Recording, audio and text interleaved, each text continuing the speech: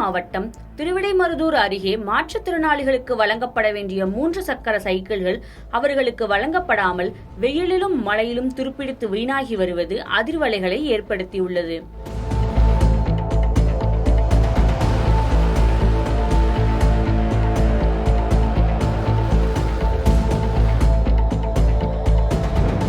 தஞ்சை மாவட்டத்தில் உள்ள கும்பகோணம், பாபநாசம், திருவிடைமருதூர் ஆகிய பகுதிகளில் உள்ள மாற்றுத்திறனாளிகள் 3 சக்கர சைக்கிள்கள் கேட்டு பதிவு செய்து பல மாதங்களாக காத்து கிடக்கின்றனர்.